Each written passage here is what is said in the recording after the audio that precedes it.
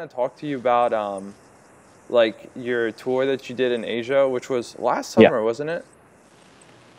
Yeah, so I've done three tours in total. So I did my first one I did through Vietnam, Cambodia, and Thailand. That was the Okay. very first one. That was like 3 years ago. Wow. Then I did through when I was in Australia, I did from Brisbane all the way to Adelaide, which is just over 3,000 kilometers or so. So it's about 2,000 miles or so. Yeah. And then the last one that I did was from Kuala Lumpur all the way up to Chiang Mai, and that was just about 2,500 kilometers, I think. Oh wow. So, So so how did you manage like all of your food? I mean, you would be on the go pretty much what every day or every other day or something like that. So, like, did you carry yeah, food with you or did you stop by places and eat? I mean, you were on a vegan diet, right? So, yeah. I mean, getting calories while you're in that part of the world is not necessarily it's not hard at all. There's places to eat everywhere, right? Obviously finding like clean food is the most difficult. So like not finding stuff that's like just like filled with oil or salt or yeah. whatever. So what I ended up doing a lot is this was kind of like my routine. So I'd get to a new location, right? And I'd be there. What I would do is that night I would go and I'd eat just a ton, right? I'd eat like you see how Harley eats like all those like plates of rice and stuff, like Yeah. some vegetables.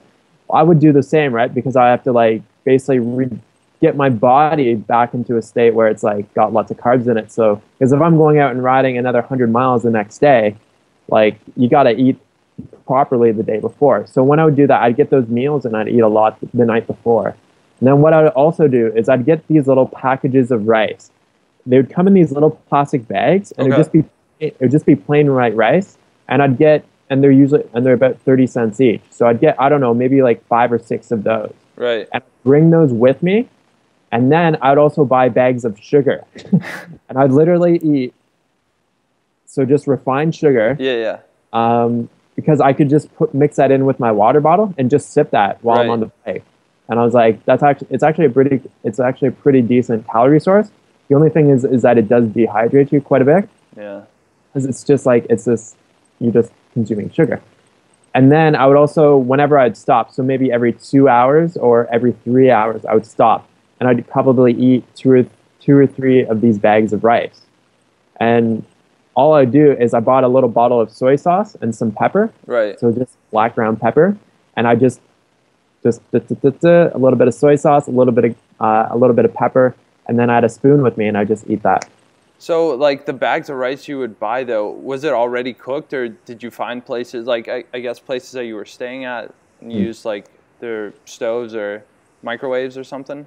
No, the great thing in about Asia is that everything is always done for you. Oh, It's nice. always cooked. It's always cooked for you. Obviously, you can buy uncooked rice, but finding cooked rice because it's such a staple there is you can find it pretty well anywhere. Because when a lot of people when they go out to eat at night in Asia, right, they'll buy their like curry or like whatever, right? They buy their little mixture of Hmm. like whatever they're gonna eat, and then they also buy rice as well. So it's already all pre-cooked. So you can just buy a bit of rice, and then you can buy whatever you want with it, and then you can kind of mix it up together. Nice. Dude, So that's so convenient, man. Yeah, talking about refined sugar and water, like it's so yeah, good, man. I do that. Like I don't do as many miles as you do, but right. taking like a water and sugary drink is so good, but yet so dehydrating. hmm How did you find filling stations for like water as well, or would you just stop by at like 7-Eleven or something and buy Yeah. some water? I mean, a lot of people are worried when they go to Southeast Asia that it's going to be very difficult to find water. It's going to be difficult to find food. It's hard. Like if you're in any place, it's hard to throw a rock and not find a place where you can get water or food. It's literally everywhere, right? So I mean, you must ride past 100 places where you can get food or 100 places where you can get water because Yeah, I mean, it's much more of a local kind of like economy there. It's not so much like you have to travel like 4 or 5 miles to get what you want to get. You can usually just walk to the place that you want to get yeah, whatever you want to get, right? So I mean, stopping and getting water, right? I would never really carry extra bottles of water on my bike because there's no point. because it's like I can just get water wherever. Like you can get this fresh, clean water, like bottled water, pretty well anywhere.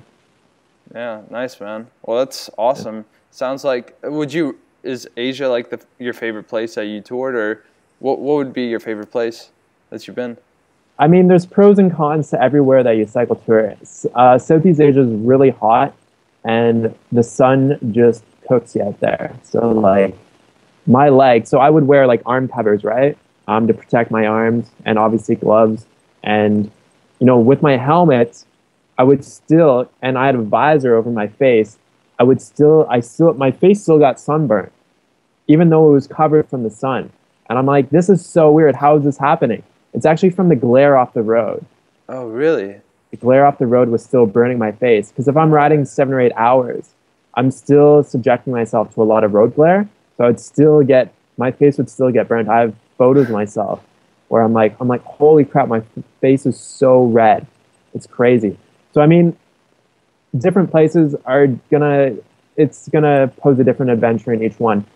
Cycle touring in Australia I really enjoyed Australia. It was a lot more, the route that I took was just really kind of nice and calm. There wasn't like a lot of traffic. There wasn't a lot of people. Basically the whole time I was in Australia, except for when I was in Sydney, Melbourne, those two main places, I actually camped outside, and I would just camp in the bush or in the forest or something.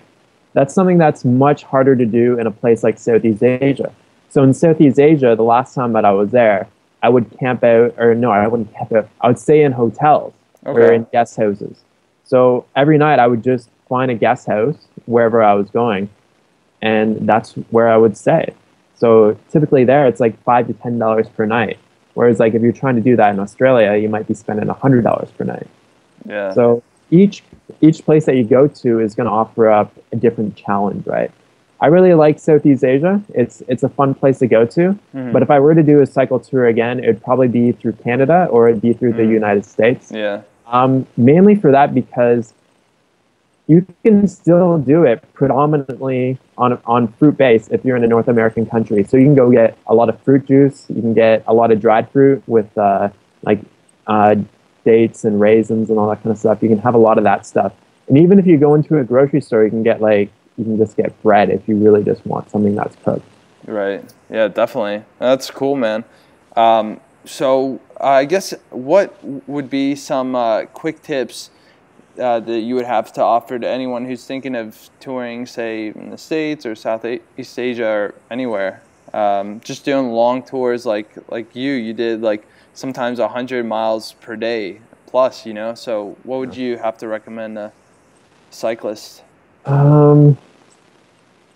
What's some good tips? I mean, there's so many to think about. There's so many little details that you might not think about beforehand, unless you've done cycle touring before.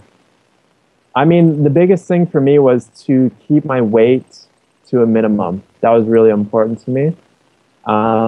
Not carrying too much stuff with me. You think that you need a lot of stuff when you're out cycle touring, but you really don't need that much stuff. And a lot of people think that they need this and they need that and they're going to need that.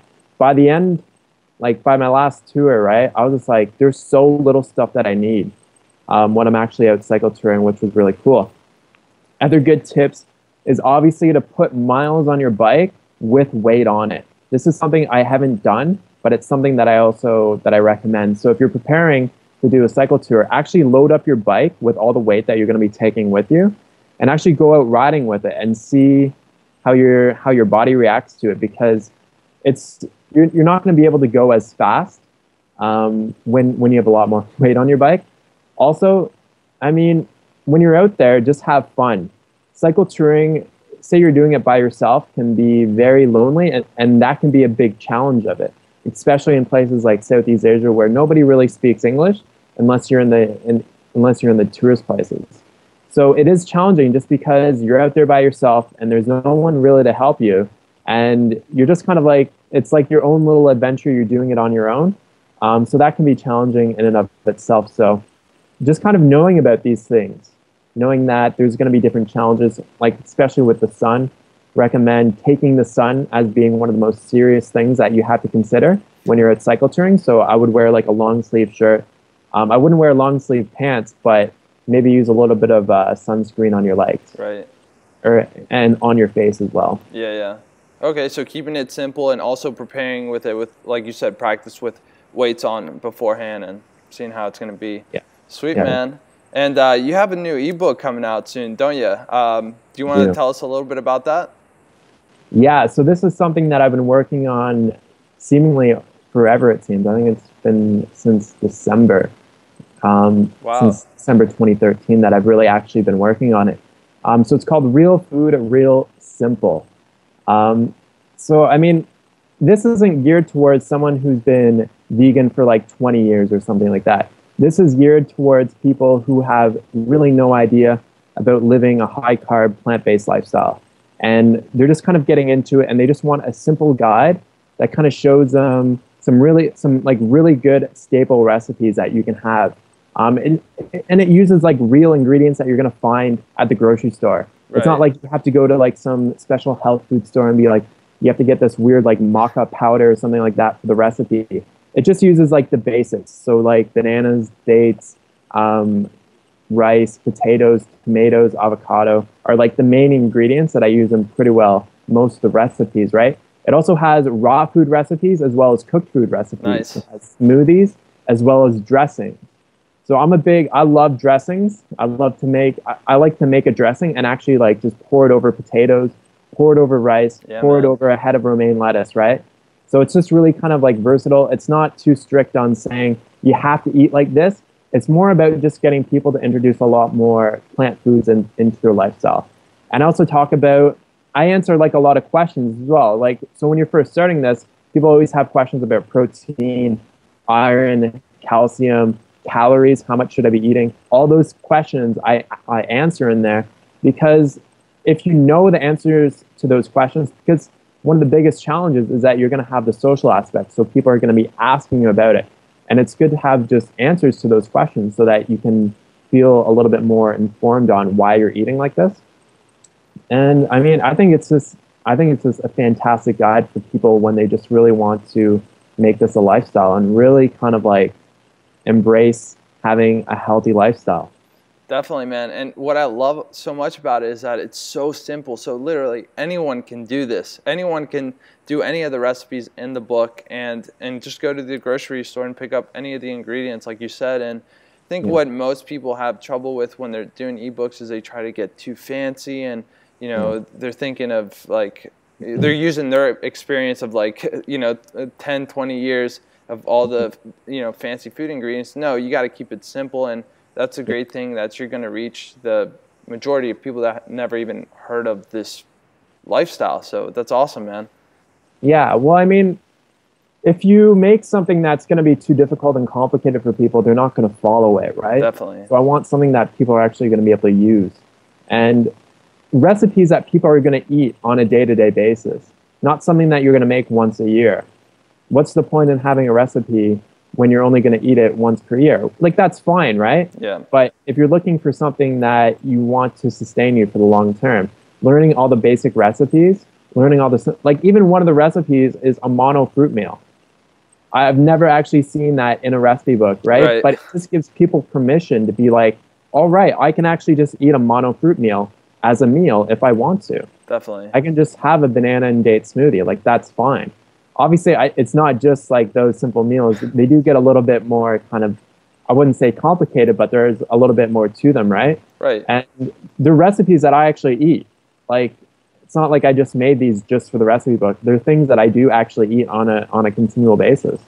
Nice, man. And do we have a release date on that yet, or? Yeah, it's coming. Oh man, it's like the actual product itself is done. I'm just finishing up the sales page, and but yeah, it'll be out really soon. Sweet, man. That's awesome. So where can people find more about you? So you can check out Unconventional Living on YouTube here, as well as checking out my website, unconventionalliving.tv.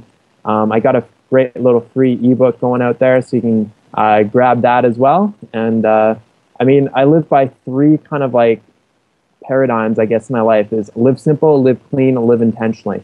So I try to just like simplify my life around the things that kind of really matter most to me. So I live a very minimalistic lifestyle, right? And also live a very clean lifestyle so that, you know, talking about the different types of information that I consume in my life, as well as the type of foods that I consume. So that's a really important aspect of life as well. And living intentionally. So deciding like, I want to live like this. I want to, it's kind of hard to describe intentional living, but it's just basically kind of like deciding how you want to live your life, and you don't want to follow the status quo. It's like you want to follow your own passions, and you want to create your own path in life, as opposed to following what you've been conditioned to do or what people are telling you to do. Right, definitely, man. Yeah, having purpose and having good intentions with all your actions. Nice, Exactly. man. Awesome. Well, it was so good to talk to you, Derek. Finally, you know, being able to Skype with you in person, and it was so good, man. I appreciate your time. Yeah, no worries, man. It's great talking to you, Tino. And yeah, keep it up with the YouTube. You're getting lots of hits and lots of subscribers out there, so you're definitely getting the message out, which is really important.